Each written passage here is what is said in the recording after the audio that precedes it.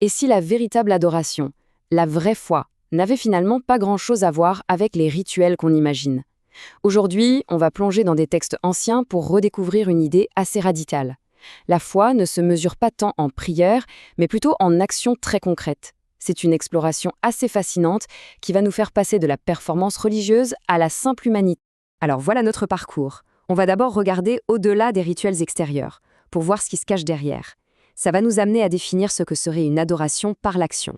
Ensuite, on verra comment ces gestes simples peuvent refléter une sorte de lumière pour le monde. Puis on découvrira que ce message se transmet sans force, mais avec humilité, pour finalement aboutir à une mission essentielle, être sel et lumière. Tout part de cette question, une question universelle, qui traverse les époques, et les textes qu'on analyse aujourd'hui y répondent, mais de manière assez surprenante, en bousculant un peu les idées reçues.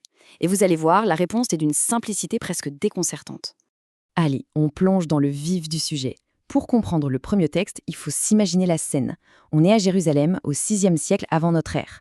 Le commentaire nous explique que les gens, sincèrement, essayaient de plaire à Dieu avec plein de pratiques religieuses. Des jeûnes, des prières, des offrandes. De l'extérieur, tout avait l'air parfait. Mais en apparence seulement. Parce qu'en réalité, il y avait quelque chose qui n'allait pas du tout. Et c'est là que le message devient vraiment percutant. Le prophète Ésaïe nous dit la source, met le doigt sur une contradiction énorme. D'un côté, on a la performance religieuse, les jeûnes faits pour être vus, pour impressionner, et de l'autre, la réalité du quotidien, des disputes, de l'injustice, de la brutalité. Le message est clair, à quoi ça sert tous ces rituels si le cœur n'y est pas et, surtout, si les actes ne suivent pas. Bon, alors, si les grands rituels spectaculaires ne sont pas la réponse, qu'est-ce qu'il faut faire?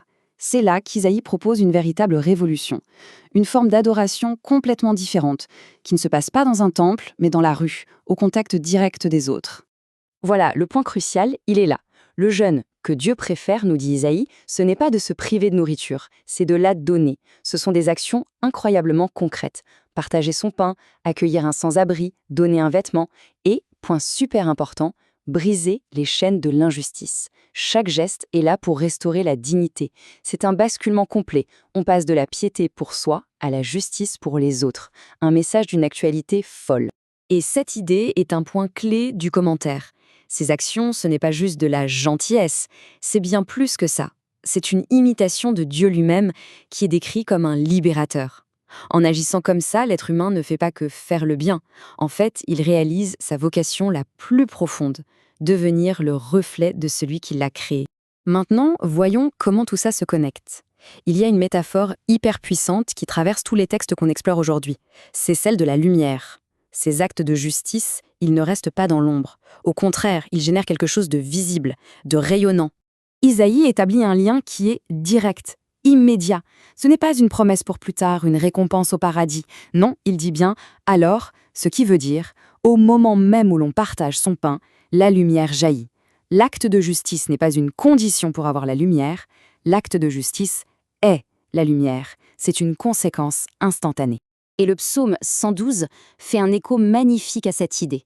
Il ne dit pas que la personne juste trouve de la lumière dans le noir, il dit qu'elle devient elle-même une lumière pour les autres. Son comportement juste, tendre, compatissant devient une source d'éclairage et d'espoir dans un monde qui peut paraître bien sombre.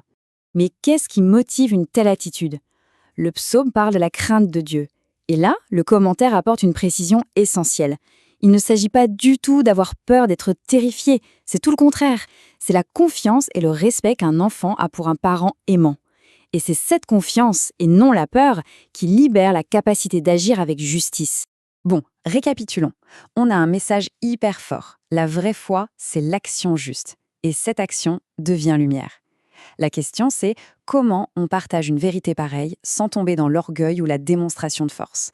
Eh bien, l'analyse de la lettre de Saint Paul nous montre une stratégie qui va totalement à contre-courant. Et là, le contraste est juste saisissant. D'un côté, on a la sagesse du monde qui cherche à convaincre avec des discours brillants, du prestige, du pouvoir. Et de l'autre, le message de l'Évangile qui est incarné par un Messie crucifié et transmis dans la faiblesse, la simplicité. Paul dit même être venu craintif et tout tremblant. Et le point crucial, il est là. La source souligne que la foi, un peu comme l'amour, ça ne se prouve pas avec des arguments logiques. Essayer de gagner un débat sur la foi, ça n'a en fait aucun sens. C'est justement la vulnérabilité du messager qui laisse toute la place à la puissance du message lui-même. Une puissance qui ne vient pas de l'humain. On arrive au moment où toutes les pièces du puzzle s'assemblent. Maintenant qu'on a vu que la foi, c'est l'action, que l'action est lumière, et que tout ça se transmet dans l'humilité, eh bien les paroles de Jésus dans l'évangile de Matthieu prennent une toute nouvelle dimension.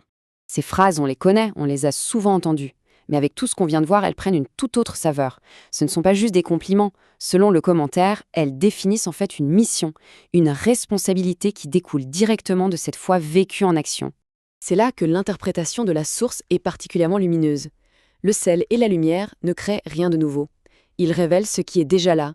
Le sel fait ressortir le goût d'un plat qu'il a déjà. La lumière permet de voir la beauté du monde qui existe déjà. La mission n'est donc pas d'apporter aux autres quelque chose qu'ils n'ont pas, mais plutôt, avec humilité, de révéler le bien et la saveur qui existent déjà en eux et dans le monde. Et comment on accomplit cette mission de révélateur? Eh bien, le commentaire fait le lien final avec ce qu'on appelle les béatitudes. C'est-à-dire en choisissant activement une vie d'humilité plutôt que d'orgueil, la douceur face à la violence, la recherche de la paix, de la justice, des valeurs qui sont souvent à contre-courant du monde. Et c'est en vivre comme ça qu'on devient sel et lumière. La boucle est parfaitement bouclée. Toute cette exploration nous laisse avec une dernière pensée, une question qui va bien au-delà de ces textes anciens. Si la foi se voit dans les actes de justice, de partage et de libération, alors, quelle lumière le monde peut-il voir aujourd'hui? C'est une question essentielle qui nous concerne tous finalement.